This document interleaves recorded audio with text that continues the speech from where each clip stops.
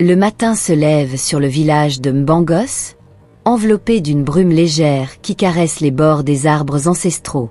Kombo, le père de Nkaa, un homme qui a traversé la vie avec la certitude des traditions et des croyances établies, se tient devant le feu sacré du village. Ses yeux, pourtant empreints de sagesse, sont troublés par l'étrange comportement de son fils. Nkaa, de plus en plus absorbé par ses livres secrets, semble s'éloigner de l'essence même de leur culture. Kombo, un homme respecté mais à l'esprit rigide, commence à ressentir un malaise. Ce malaise, qu'il n'arrive pas encore à définir, le pousse à observer son fils avec une curiosité qu'il n'avait jamais ressentie auparavant. Un soir, alors que Nkaa étudie sous le manguier, un sentiment étrange émerge dans le cœur de Kombo. Il se tient à distance, comme un spectateur invisible, et regarde son fils scruter les pages usées des manuscrits anciens. Le silence est lourd, et une question persiste dans l'esprit du vieux patriarche. Que recherche vraiment mon fils? L'intelligence de Nkaa, qui semblait autrefois une simple curiosité enfantine, prend maintenant des proportions mystérieuses. Kombo se demande si cet insatiable désir de savoir ne cache pas quelque chose de plus profond, quelque chose qui pourrait bouleverser l'ordre des choses dans leur village. Le savoir?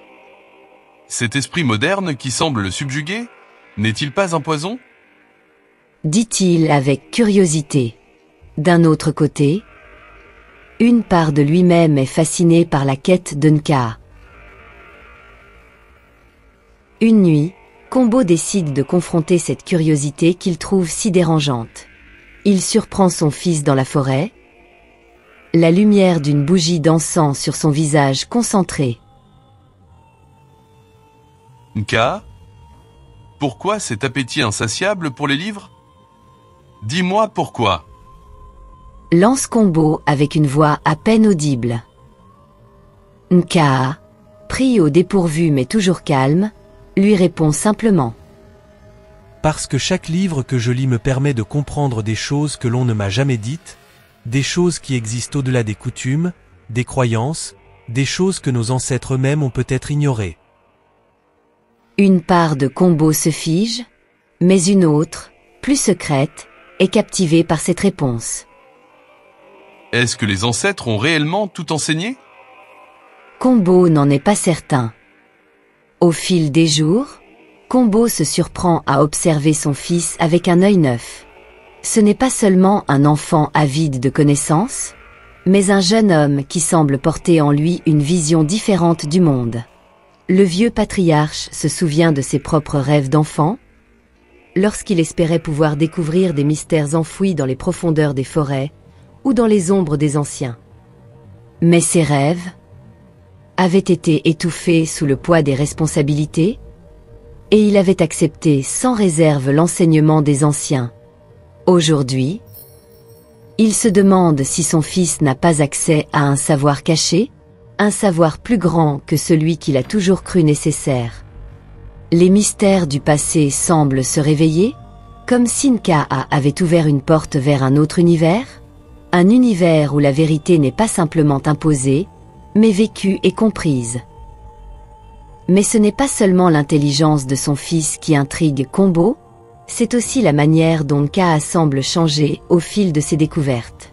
Il ne parle plus de la même façon, il ne regarde plus les gens de la même manière.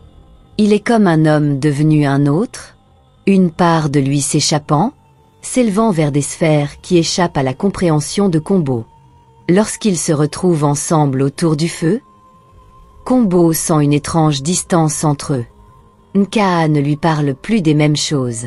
Il évoque des idées, des notions complexes, des visions qu'il a eues, et ses paroles, ses visions, semblent porter en elles quelque chose de sacré, quelque chose qui défie la logique et les anciennes croyances.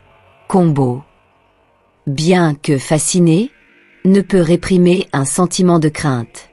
Est-ce que ce savoir est vraiment digne de confiance?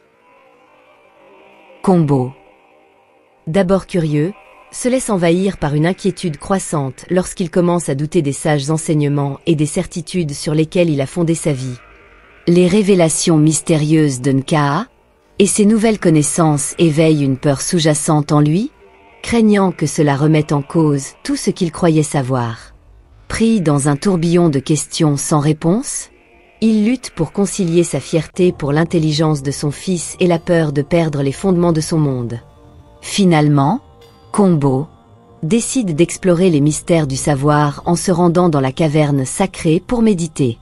Là, plongé dans la lumière d'une lampe, il murmure des prières oubliées et réfléchit aux symboles gravés sur les murs.